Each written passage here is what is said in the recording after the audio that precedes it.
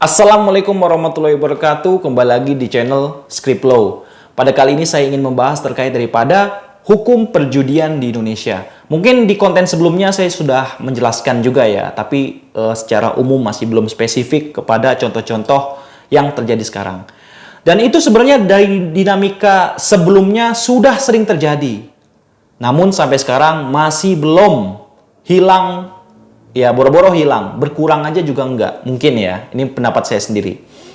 Nah, padahal ya artis-artis yang bukan yang mengirimkan ya, yang mensebarluaskan, men-share link perjudian itu langsung gercep ditangkap.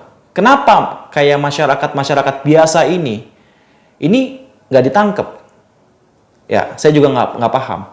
Nah, saya sebelumnya ingin menyebutkan ya, dasar hukum perjudian, larangan perjudian itu diatur di Undang-Undang Nomor 19 Tahun 2016 di Pasal 27 Ayat 2, Jungto Pasal 45 Ayat 2. Ancaman pidananya adalah maksimal penjara 6 tahun atau denda 1 miliar rupiah. Nah, itu ya. Jadi rekan-rekan yang menonton video ini yang suka membuat konten, tiba-tiba ada watermark atau dia membuka konten khusus untuk judi online, ya misalnya saya sebut slot lah misalnya ya. Hati-hati ya, hati-hati walaupun kalian masih belum ditindaklanjuti atau belum sampai ketahuan, suatu saat pasti akan terjadi, akan ketahuan. Ya. Saya saat ini mengatakan secara tegas bahwa judi online ini sangat meresahkan masyarakat. Ya. Ini 11-12 sama pinjol ilegal. Saya juga heran ya, tapi beberapa artikel atau beberapa konten berpendapat, kenapa banyak channel-channel judi yang masih berkeliaran, masih belum diblokir oleh Kominfo misalnya, atau menteri-menteri yang berwenang ya, atau pejabat yang berwenang lah, atau belum ditindaklanjuti oleh penegak hukumnya.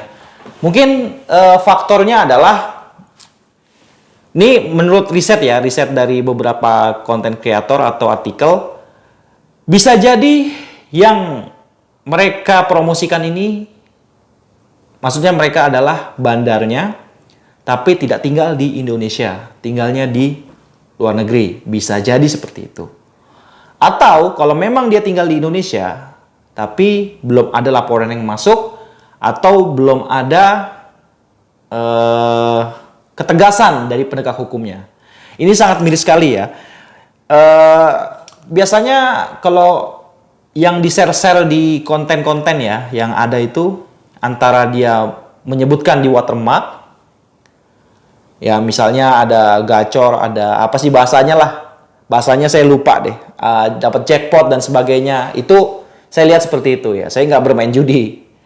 Nah, ada juga yang dia buka channel secara mandiri, terus ada linknya. Gitu. Harusnya ini ditindaklanjuti sama-sama. Ya buat rekan-rekan yang melihat secara langsung mempromosikan judi online, segera laporkan. Ya mau laporan ke kepolisian secara langsung atau ya melaporkan kontennya. Ya, apapun itulah, konten yang melanggar apa misalnya. Ya, melanggar pedoman YouTube atau apa. Kalau bisa, lapor sebanyak-banyaknya. Atau kalian isi di komen untuk mengecam channel tersebut.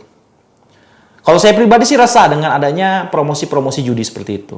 Bayangkan dengan banyak orang yang sudah terjerat, ya walaupun itu memang salah mereka. Tapi kan semua terjadi itu kan karena ada pemicunya. Karena ada promosinya. Gitu loh. Ya.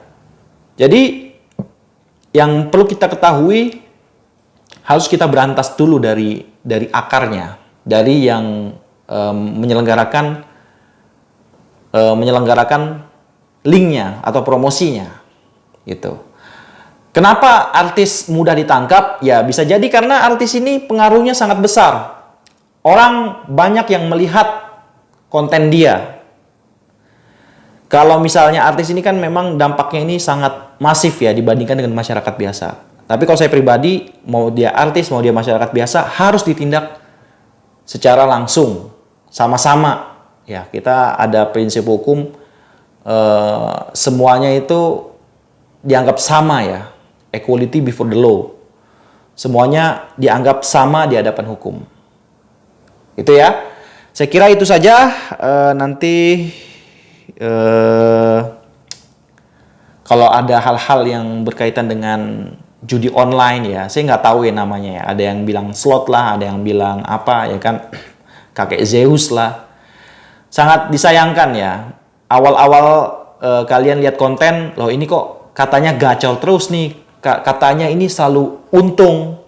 Ya bisa jadi mereka sudah di-setting gitu, di-setting untung. Ya karena mungkin dia bandar atau endorse-nya. Terus ketika kalian gabung, awal-awalnya untung.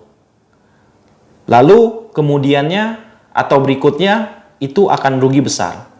Pasti permainnya seperti itu. Ya sama lah kayak skema Ponzi, kayak skema-skema yang lain. Tapi kalau judi online ini udah sangat sadis menurut saya. Jangan lupa like, komen, dan subscribe channel video ini. Wassalamualaikum warahmatullahi wabarakatuh.